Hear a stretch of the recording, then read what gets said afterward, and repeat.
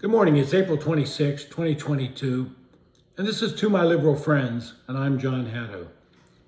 Today, reading the news, it was let be known that Senator Joe Manchin from West Virginia is balking at bringing back a Build Back Better bill to the floor of the Senate in any way, shape, or form under the reconciliation process. And I want to be the first to applaud Senator Manchin for his consistent efforts in trying to bring some kind of regular order back to the Senate. I worked in the Senate many years ago and have been working around it my entire adult professional life. The reconciliation process was never intended to be used the way both parties have been using it in recent years. It's not meant to pass massive bills under the guise of getting something done where it's one party voting for it and one party voting against it.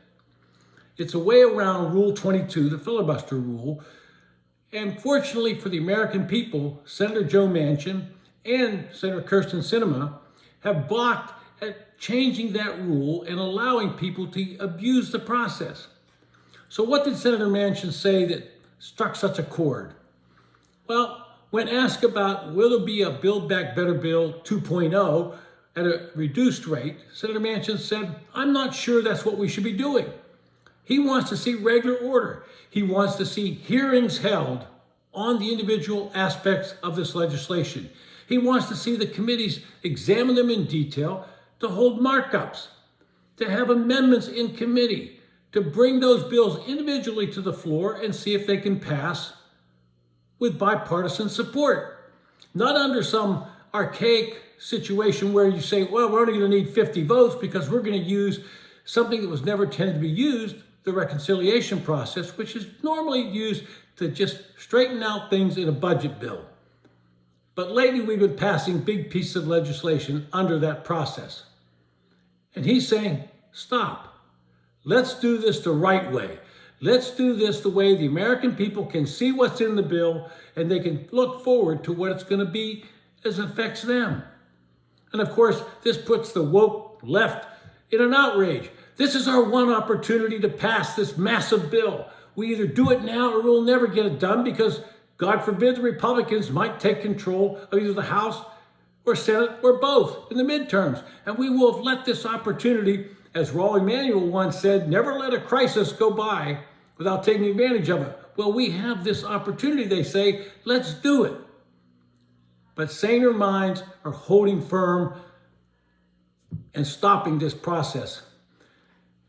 So many on the far left seem to think that when Joe Biden was elected, he was given some mandate to be this transformative president to change our society rapidly and drastically. He was going to be the new FDR. Well, guess what? Having a 50-50 Senate and a 5-vote majority in the House is not any real mandate. And I maintain and have said many times that in 2016, Hillary Clinton lost the election more than Donald Trump won the election. And in 2020, again, Donald Trump lost the election more than Joe Biden won the election. And that's a sad commentary on our politics of the day, that these people are losing elections more than the winners are winning. But that empowered the far left to say, here's our chance. Let's ram it down the throats of everybody. Let's go for universal health care. Let's go for prescription drug price controls. Let's abolish fossil fuels where we can. Let's put $1,000 of universal income in everybody's pocket. Well, the result of that is it doesn't work. Nowhere has it worked in the world. This move towards socialism has not worked anywhere else, and it won't work here. The United States, in my opinion, is a country built on individualism. It's a country built on being innovative, creative, and getting things done, not waiting for the government to do it. The government should be limited in its power, in its scope, and let the private sector drive this economy back to where it would be and can be. That's what needs to be done, not some massive government spending bill which will drive inflation. If you think 8% is high, how would you like 11%, 12%? Because you can't keep spending this money and printing money to cover these debts without having inflation. That's the fact, and everyone should be thanking Joe Manchin for his efforts. This has been To My Liberal Friends. Thanks for listening today.